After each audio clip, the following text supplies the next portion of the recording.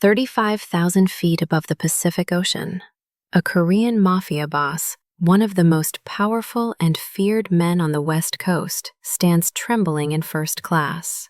His designer suit costs more than most people earn in a year. Armed bodyguards surround him. He commands an empire built on blood and terror. But right now, Park Ji-hoon is completely helpless because his 1-month-old son will not stop screaming. And from economy class, a plus-size black woman pushes through the curtain. Amara Thompson, unemployed, $60,000 in debt, rejected by 11 hospitals. The world has told her she is too much and never enough. She reaches out her arms. And this feared criminal, this man whose name makes rivals tremble, hands her his child. The baby stops crying instantly. In that moment, neither of them knows that this simple act of compassion will lead to kidnapping, betrayal, and a love so forbidden it will shake the foundations of 2 worlds. She will nearly freeze to death protecting his son. He will burn down his entire empire to save her. But first, she will have to decide if she can love a man whose hands are forever stained with blood. Before we begin this story, comment below where you're watching from and what time it is there. If stories of karma, love, and hidden truths move you, don't forget to subscribe to the channel. The night flight from Los Angeles to Seoul was supposed to be routine.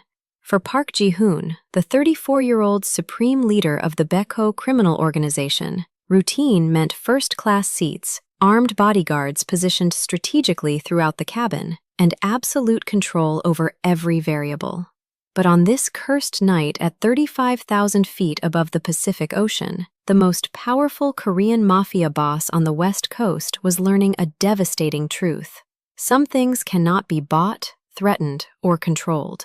The baby would not stop screaming. Little did anyone on that plane know that this moment of helplessness would change the course of multiple lives forever. Forever. Ji-hoon held his nameless son at arm's length, his hands trembling in a way they never trembled when holding a weapon. The child was barely 1 month old, a tiny creature with lungs that seemed impossibly powerful, wailing with a desperation that pierced through the hum of the aircraft engines. Passengers in first class shifted uncomfortably in their leather seats, casting judgmental glances at the disheveled Asian man who clearly had no idea what he was doing. And they were right. He had no idea. None whatsoever. His heart was shattered into a million pieces, and every cry from his son reminded him why. Minseo, his beloved wife, dead, gone forever, taken by complications during emergency childbirth exactly 31 days ago.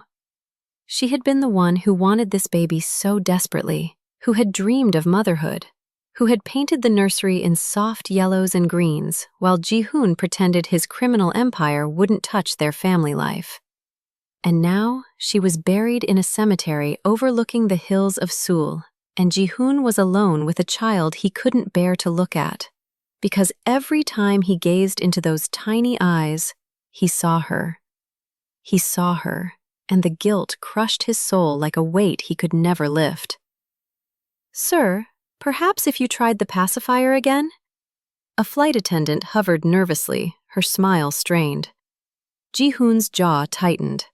He had tried the pacifier. He had tried the bottle, the rocking, the singing of lullabies he barely remembered from his own childhood. Nothing worked. Nothing ever worked.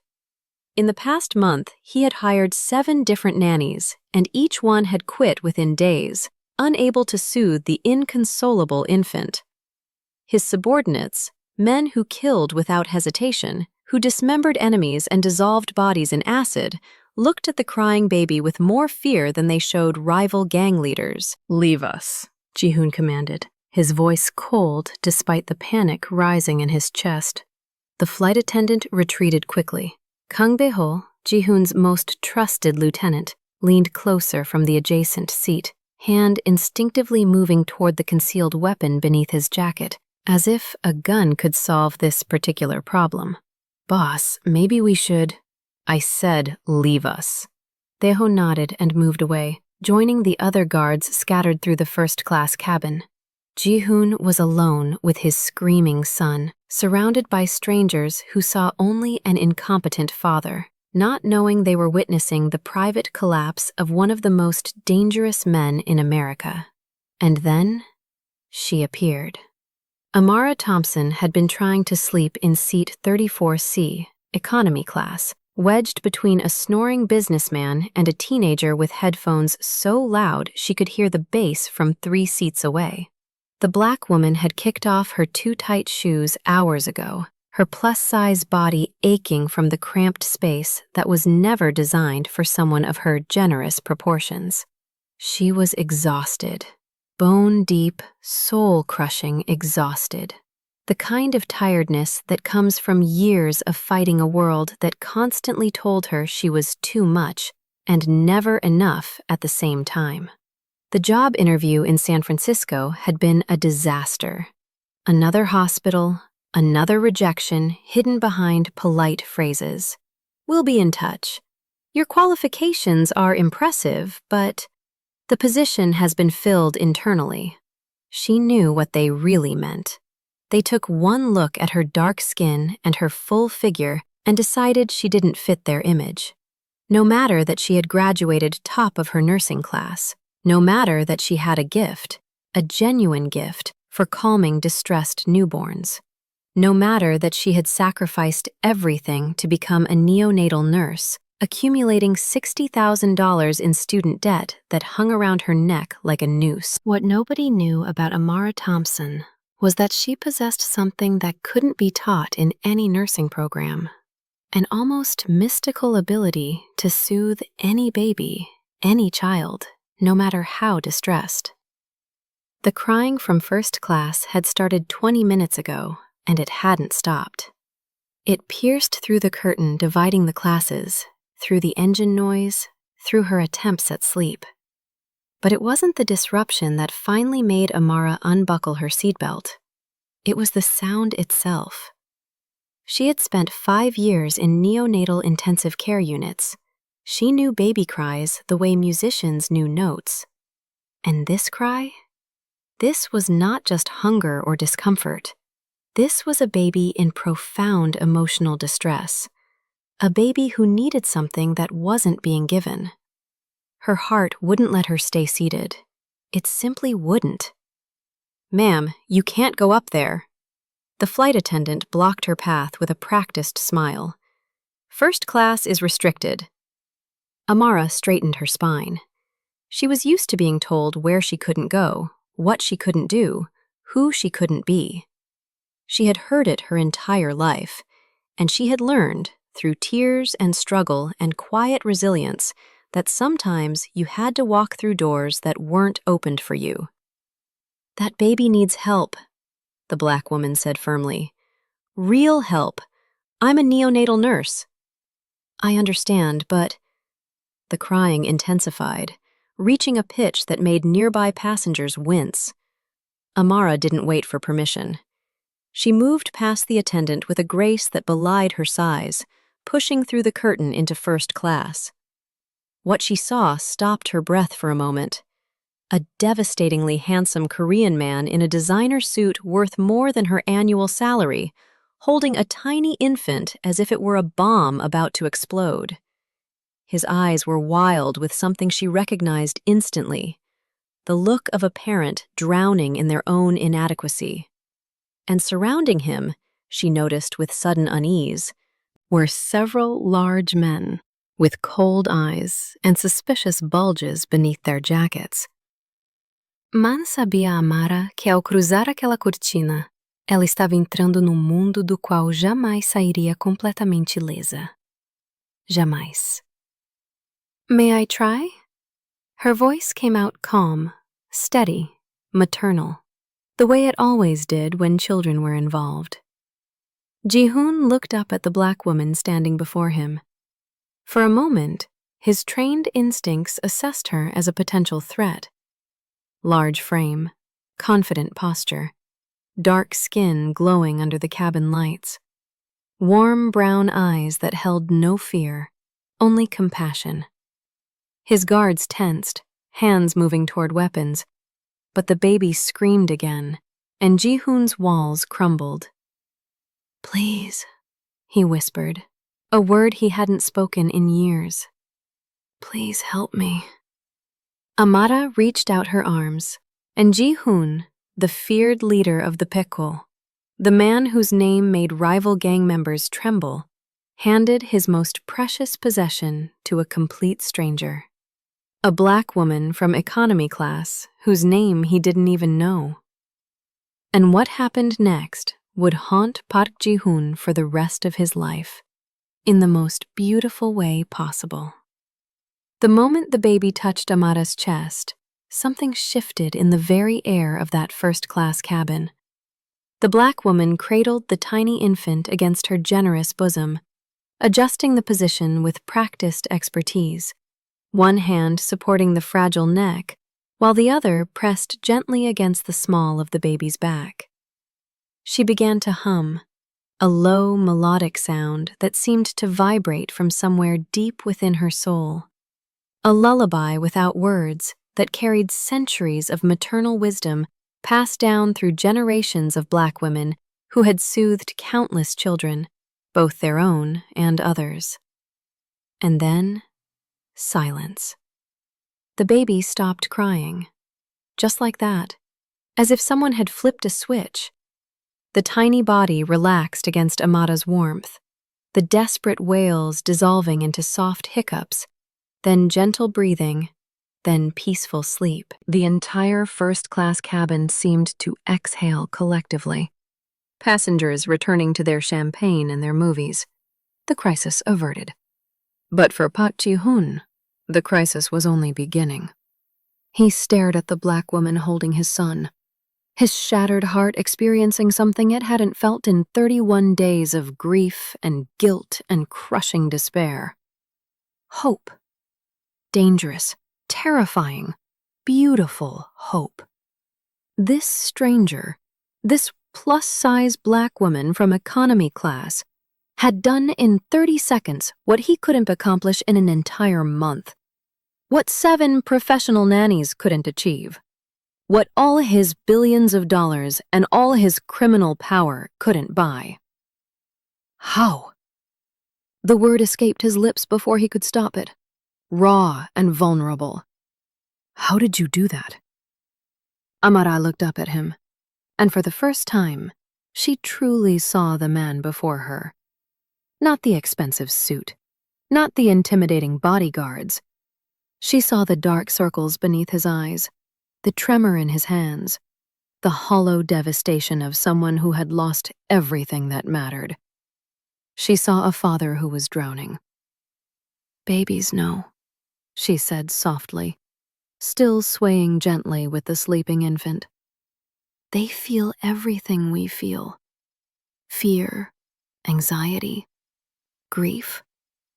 She paused, her brown eyes meeting his.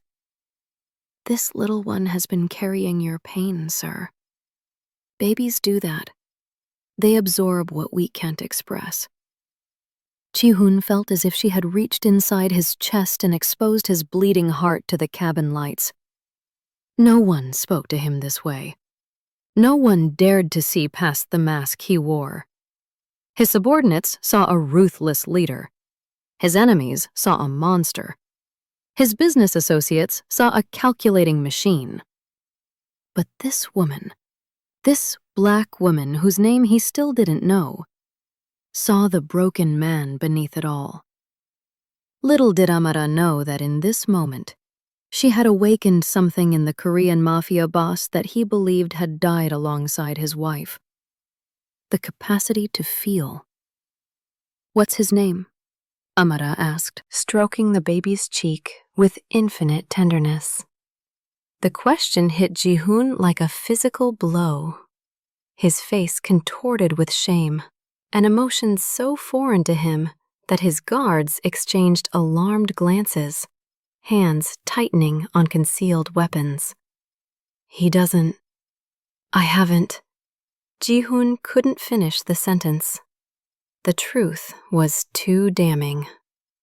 1 month, and he hadn't named his own son, hadn't registered the birth officially, hadn't done any of the things a father should do, because doing them would make it real, would make Min-seo's death permanent and irreversible. Understanding flickered in Amara's eyes.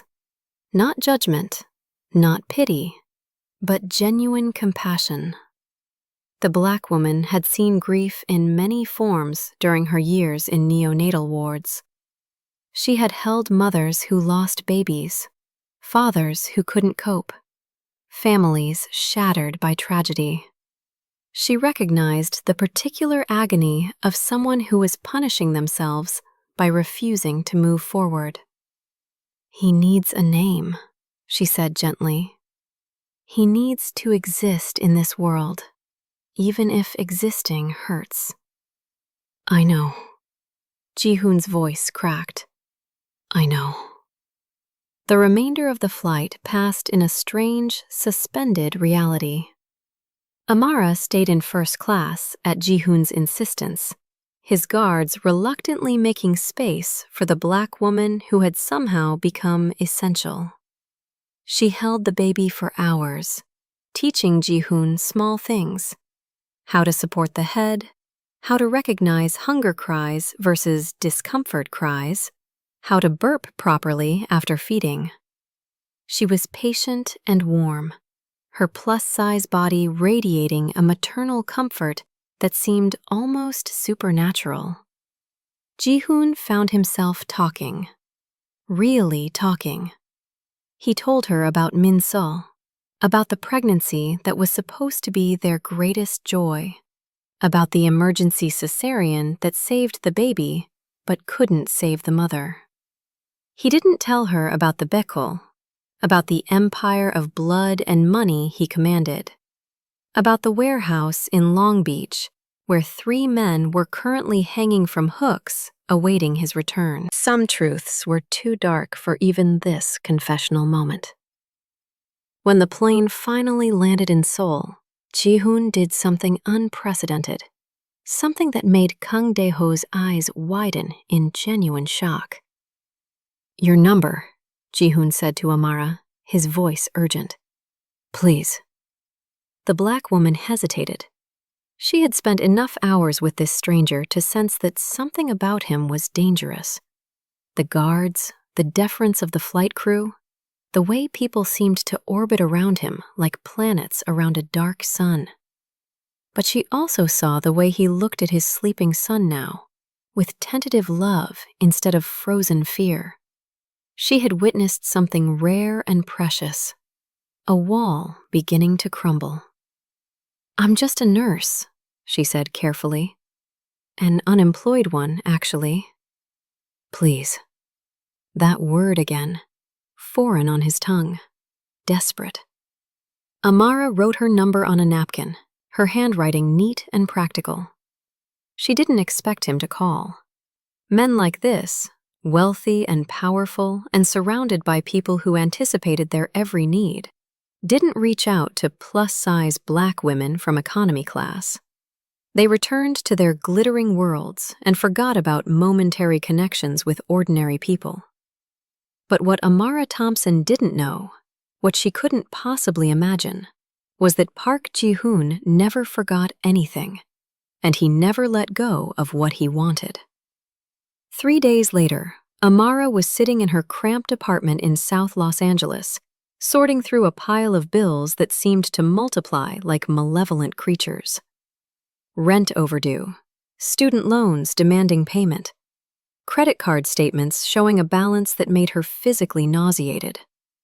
Her roommate, Keisha, was working a double shift at the diner, leaving Amara alone with her financial despair and a refrigerator containing exactly half a carton of expired milk and some questionable leftover rice.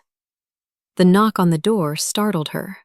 When she opened it, her breath caught in her throat. Park Ji-hoon stood in the grimy hallway of her apartment building, so utterly out of place that he might as well have been a hallucination.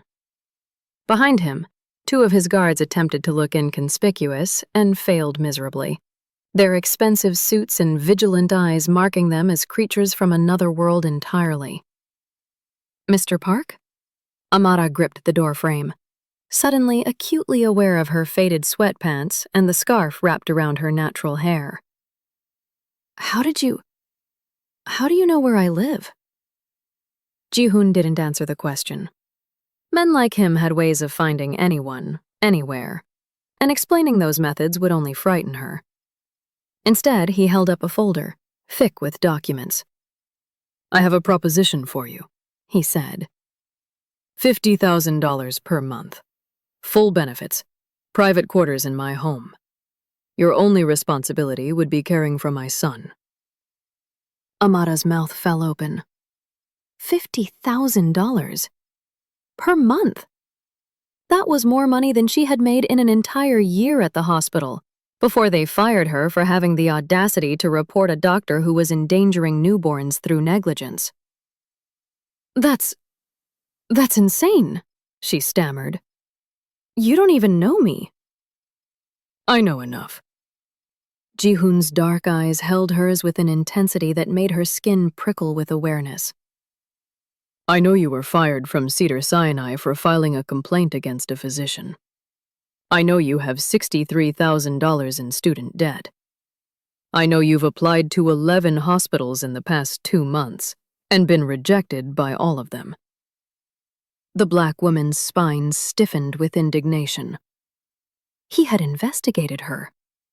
This stranger had dug into her life like she was a suspect in some crime. "You had no right." "I also know," Ji-hoon continued, cutting her off, "that you have a gift. I watched you with my son. I've never seen anything like it." His voice dropped, became almost pleading. "I need you, Miss Thompson. My son needs you. Please." Amara should have said no. Every instinct screamed that this was wrong, that normal people didn't show up with background checks and obscene job offers, that the guards hovering in her hallway carried guns beneath their jackets. But then she looked past Ji-hoon and saw the cramped apartment behind her, the bills scattered on the table, the empty refrigerator, the future of rejection and struggle stretching endlessly ahead. And she remembered the weight of that baby in her arms, the way he had melted against her chest, trusting her completely. "I have conditions," she heard herself say. Ji-hoon nodded, something like relief flickering across his stoic features. "Name them." "Fixed hours, scheduled days off, a formal contract that I can have a lawyer review." Amara crossed her arms, channeling the strength that had gotten her through years of discrimination and hardship. "And you need to understand something, Mr. Park. You can pay for my time, but you cannot pay me to replace you. That baby needs a father, not just a caretaker. If I take this job, you will be involved. You will learn. You will be present." For a long moment, Ji-hoon simply stared at her. No one had spoken to him with such directness in years. His subordinates cowered. His enemies negotiated. But this black woman from a run-down apartment building was laying down terms as if she held all the power. And perhaps, in this moment, she did. "Agreed," Ji-hoon said finally. "All of it."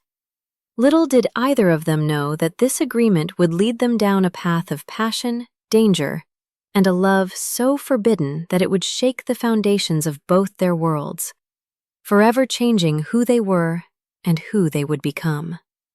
Amara packed her meager belongings that same night. The mansion in Beverly Hills was unlike anything Amara had ever seen in her entire life.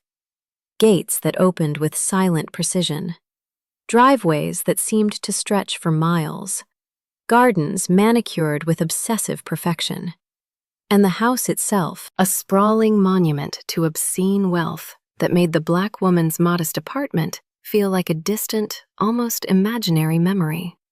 Her quarters in the staff wing were larger than any home she had ever lived in.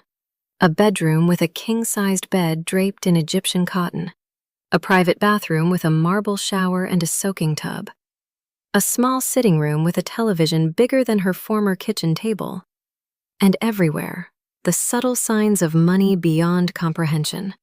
Fresh flowers replaced daily, towels softer than clouds, a refrigerator stocked with whatever she might desire.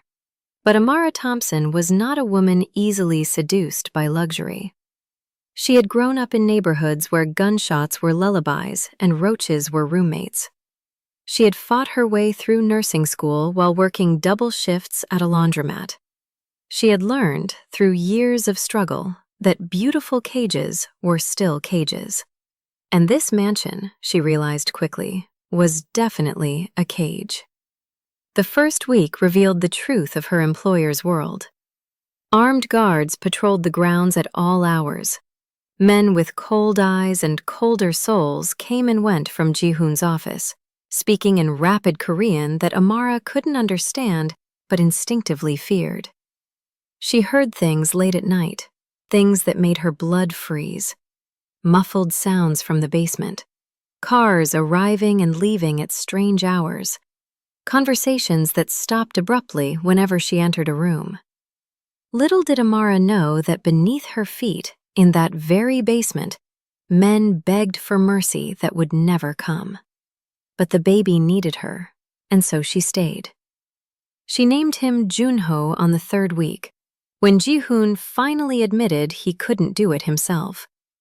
They were sitting in the nursery, the black woman cradling the infant while the Korean Mafia boss watched from the doorway, still too afraid to hold his own child for more than a few minutes at a time. "June," Amara said softly. "He was born in June, wasn't he?" Ji-hoon nodded, his jaw tight with suppressed emotion. "In Korean, that would be Junho." She smiled down at the baby, who was watching her with wide, trusting eyes. "It means obedient or talented, but I like to think it means born from sorrow, destined for joy." "That's not what it means," Ji-hoon said quietly. "It's what it means now." The black woman looked up at him, her brown eyes challenging. "He needs a name that carries hope, Mr. Park, not grief. Your wife would have wanted that." The mention of Min-so should have made him angry, should have triggered the cold shutdown that protected him from feeling too much. Instead, Ji-hoon felt something crack inside his chest, a wall he had built with careful precision beginning to crumble. "Junho," he repeated, tasting the name. "My son, Junho." From that moment, everything changed. Amara refused to let Ji-hoon remain a distant observer in his own child's life. She was relentless, pushing him to hold Junho during feedings, teaching him to change diapers with hands that had done unspeakable things, forcing him to sing lullabies in Korean until his voice grew hoarse and his eyes grew wet. She didn't know what he did in those meetings behind closed doors. She didn't want to know.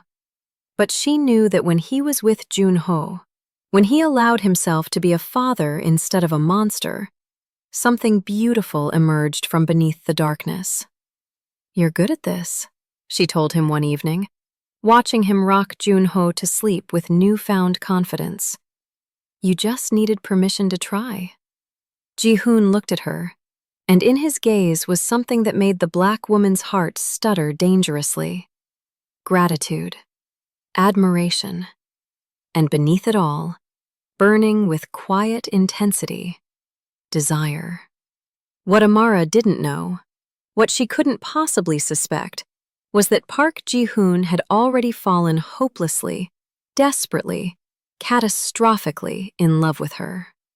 Months passed like water through fingers. Junho grew from a fragile newborn into a babbling, smiling infant who reached for Amara's face with chubby fingers and squealed with delight whenever Ji-hoon entered the room. The mansion that had felt like a prison began to feel almost like a home. Amara found herself laughing at dinner, sharing stories from her childhood, teaching Ji-hoon about soul food and gospel music, and the particular resilience of Black women who had survived centuries of being told they were worthless. And Ji-hoon listened. He listened like a man dying of thirst who had finally found water. But paradise built on secrets cannot last forever, and their secrets were about to collide with devastating force. Choi Dae-jung, leader of the rival faction that had been warring with the Baekho for territorial control, had spies everywhere. When reports reached him of a Black woman living in Ji-hoon's mansion, a woman who dined with the boss and made him laugh, a woman who seemed to have tamed the untamable, Dae-jung recognized opportunity wrapped in vulnerability. "The great Park Ji-hoon," Dae-jung mused to his lieutenants, a cruel smile twisting his scarred face. "Finally found a weakness." Little did the lovers know that their every moment together was being watched, catalogued, and prepared for exploitation. But Dae-jung was not the only one circling. FBI Special Agent Rebecca Morris had spent 3 years building a case against the Baekho organization. She knew about the trafficking, the extortion, the bodies that disappeared into the Pacific. And when her surveillance team identified Amara Thompson, a Black woman with no criminal connections suddenly embedded in Ji-hoon's household, Morris saw something valuable, a potential informant. The agent approached Amara outside a grocery store on her day off, flashing a badge that made the Black woman's blood run cold. "I know what you're doing in that house," Morris said, her own dark skin gleaming under the California sun. "And I know you're not like them. You're a good woman, Amara, a healer. What are you doing with a man who destroys everything he touches?" Amara's hands trembled around her shopping bags. "I'm just a nanny. I take care of his child." "You take care of him." Morris stepped closer, her voice dropping to an urgent whisper. "I've seen the surveillance footage. The way he looks at you, the way you've changed him. You have power here, Amara. Power to bring down one of the most dangerous criminal organizations on the West Coast." "I don't know anything about his business." "But you could learn." Morris pressed a card into Amara's palm. "Men like Ji-hoon, they use women like us. Black women. They see our warmth, our strength, and they exploit it for their own purposes. Don't let him use you. Don't let him destroy you." That night, Amara lay awake in her luxurious bed, staring at the ceiling, the FBI agent's words echoing in her mind. Was she being used? Was the connection she felt with Ji-hoon real, or was she simply another asset in his empire of exploitation? And then the door to her room opened, and Ji-hoon stood there, silhouetted against the hallway light, his face torn between control and confession. "I need to tell you something," he said, his voice rough. "Something I should have admitted months ago." Amara sat up, her heart pounding. "What is it?" Ji-hoon crossed the room in 3 strides, dropping to his knees beside her bed with a desperation that stole her breath. This powerful man, this feared criminal, kneeling before her like a supplicant before a goddess. "I love you," he whispered, the words pouring out like blood from a wound. "I love you, Amara, not because of what you do for Junho, but because of who you are. Because you see me, the real me, the broken, grieving, terrified man beneath the monster. No one has ever seen me before. No one." Tears streamed down the Black woman's face. "Ji-hoon, we can't. I can't. Your world." "I'll leave it." His hands gripped hers with fierce intensity. "I'll leave all of it. The Baekho, the money, the power. None of it matters without you. I'll cooperate with the FBI, negotiate immunity, disappear to Korea with you and Junho. We can start over. A real family." "You don't mean that." I have never meant anything more in my entire life. Amara wanted to believe him. God, how she wanted to believe that love could conquer the darkness, that this man could truly change, that the fairy tale could have a happy ending. But she had been black and plus size in America for 29 years. She knew how stories like this usually ended. I need time, she whispered. I need to think. Ji-hoon nodded, kissing her hands with reverent tenderness. Take all the time you need. I'm not going anywhere. But time was the one thing they didn't have. Because at that very moment, Tre Dae-jung's men were already inside the mansion gates, having killed 2 guards silently in the darkness. And within the hour, they would take everything Ji-hoon loved. Everything. The door to Junho's nursery exploded inward. Amara screamed, throwing herself over the baby's crib, shielding him with her own body as masked men filled the room.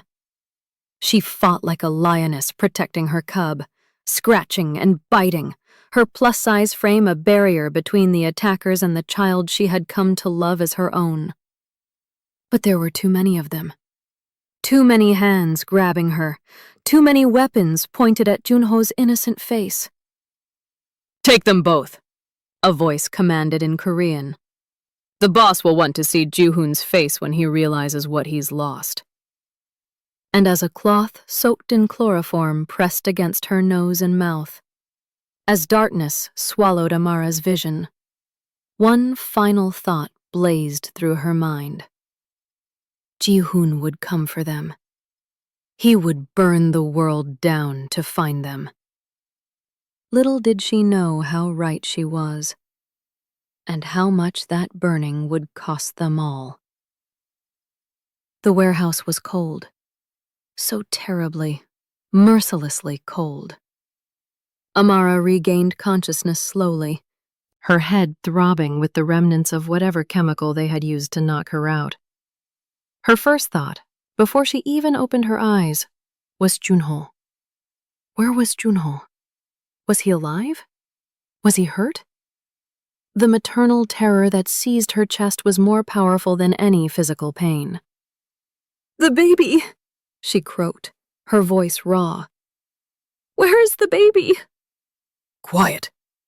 A rough hand shoved her back against the metal wall of the shipping container. Amara's eyes finally focused, and what she saw made her heart shatter into 1,000 pieces. Junho was there, lying on a dirty blanket in the corner, crying weakly from hunger and cold. But he was alive. Thank God he was alive. The black woman didn't think. She simply moved, crawling across the freezing floor to gather the infant in her arms, pressing him against her chest, wrapping her own body around his tiny form. She was wearing only the thin nightgown she had been sleeping in when the attackers came. No jacket, no shoes, nothing to protect herself or the child from the bitter cold that seeped through the metal walls. Ji-hoon will come, she whispered into Junho's soft hair. Your daddy will come for us. I promise. I promise. But hours passed. Then more hours. The container was moved, loaded onto a truck that rumbled through the night to an unknown destination. Amara lost track of time in the darkness, focused entirely on keeping Junho warm and calm. She sang to him, the same lullabies she had hummed on the airplane, the same songs that had first connected her to this child and his broken father. She rocked him against her generous bosom, using her plus-size body as a shield against the cold, sacrificing her own warmth to keep him alive. When they finally stopped moving, a door opened and harsh light flooded the container. Amara squinted against the brightness, clutching Junho tighter as a figure stepped inside. Tre Dae-jung was not what she expected. He was elegant, almost refined, with silver-streaked hair and a tailored suit that belonged in a boardroom, not a kidnapping. But his eyes were empty, hollow. The eyes of a man who had long ago stopped seeing other humans as anything more than tools or obstacles. "So," he said in accented English, circling Amara like a shark around wounded prey. "This is the woman who tamed Park Ji-hoon. I must admit, I expected something different." Amara lifted her chin, refusing to cower. Years of facing discrimination, of being judged and dismissed for her dark skin and her full figure, had taught her how to stand tall when everything inside her wanted to crumble. "Whatever you want from him, I can't give it to you. I'm just the nanny." Taejung laughed, a cold sound that echoed off the metal walls. "Just the nanny. How delightfully modest." He crouched down to her level, close enough that she could smell his expensive cologne. "I have eyes everywhere, Miss Thompson. I know how he looks at you. I know he hasn't touched another woman since his wife died. I know that you, somehow, have become more valuable to him than his entire empire." "You're wrong." "Am I?" Taejung pulled out his phone, showing her a surveillance photo of Ji-hoon kneeling beside her bed, holding her hands, his face naked with desperate love. "He would burn Seoul to the ground for you. He would betray every alliance, break every oath, destroy everything he's built.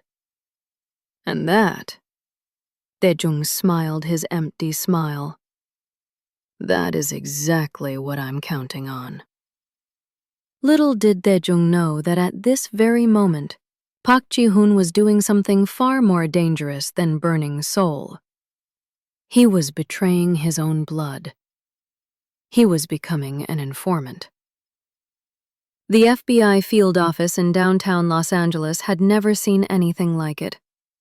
Park Ji-hoon, the most wanted Korean crime boss on the West Coast, walking through the front doors voluntarily, surrounded by lawyers, carrying boxes of evidence that represented decades of criminal enterprise. "I want a tactical team," Ji-hoon said to Special Agent Rebecca Morris, his voice flat and deadly.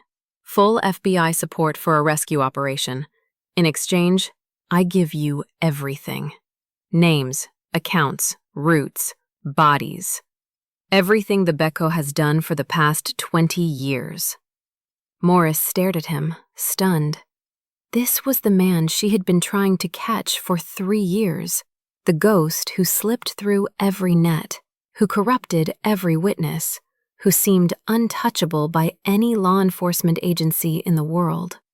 And here he was, offering to destroy himself. "Why?" she asked. "Why now?" Ji-hoon's mask cracked just for a moment, revealing the raw anguish beneath. "Because he has my son. And he has..." His voice broke. "He has the only woman I have ever loved since my wife died.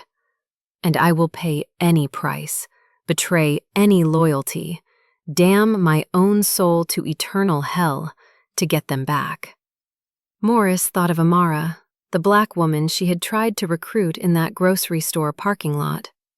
She thought of the fear in Amara's eyes, the conflict, the obvious love for a man she knew she shouldn't love. And she made a decision that would define the rest of her career.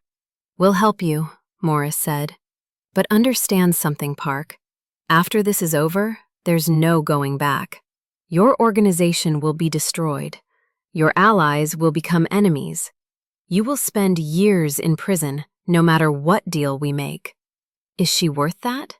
Is any woman worth that?" Ji-hoon met her eyes with absolute certainty. "She gave me back my son. She gave me back my humanity. She is worth everything." The operation took 36 hours to plan and execute. 36 hours during which Amara fought to keep Junho alive in that freezing container, using every ounce of her nursing knowledge and maternal instinct.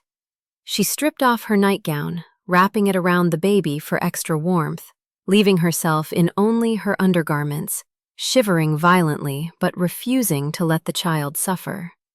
She sang until her voice gave out, then hummed, then simply whispered words of love and promise into his tiny ears. "Your daddy is coming," she told Junho over and over, her lips blue with cold. "He's coming for us. I know he is. I know he is." And on the second night, when Amara was beginning to lose hope, when hypothermia was clouding her thoughts and weakening her grip on consciousness, she heard it. Gunfire, explosions, screaming in Korean that grew closer and closer. The container door was ripped open with tremendous force, and there he was, Park Ji-hoon, covered in blood that wasn't his own, eyes wild with desperate fury, a gun in each hand and an army of FBI tactical agents behind him.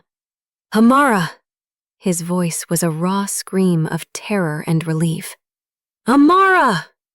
She tried to respond, tried to tell him she was okay, that Junho was okay, but her body had given everything it had. The black woman collapsed forward, the baby still clutched protectively against her chest, as darkness claimed her once again. Ji-hoon caught her before she hit the ground. He pulled off his jacket, wrapping it around her shivering form, tears streaming down his face as he cradled both Amara and Junho in his arms. "I've got you," he whispered in Korean, then in English, switching between languages as emotion overwhelmed him. "I've got you. You're safe now, both of you. I've got you." But even as the FBI agents secured the warehouse, even as paramedics rushed forward with warming blankets and medical equipment, Ji-hoon knew that this was not a happy ending. This was merely a pause in the storm. Because Choi Dae-jung had escaped, and somewhere in the chaos of the rescue, Ji-hoon had killed 3 men with his bare hands, crossing a line he had sworn to Amara he would never cross again. Little did he know that the woman he loved had witnessed everything from her semi-conscious state. She had seen the monster emerge. She had seen what he was truly capable of. And when she woke in that hospital bed 3 days later, she would have to decide. Could she love a man whose hands would forever be stained with blood? The answer would determine both their fates. Forever. If this story moved you, pause for a moment and reflect. Have you ever been judged by your appearance, dismissed before anyone saw your true worth? Have you ever witnessed someone transform because someone else finally chose to see the human beneath the surface? And have you ever had to decide whether love was strong enough to overcome the darkness in another person's past? Share your experiences and feelings in the comments. We read every single one. And if you believe in stories about redemption, the power of compassion, and love that defies all boundaries, don't forget to subscribe to the channel.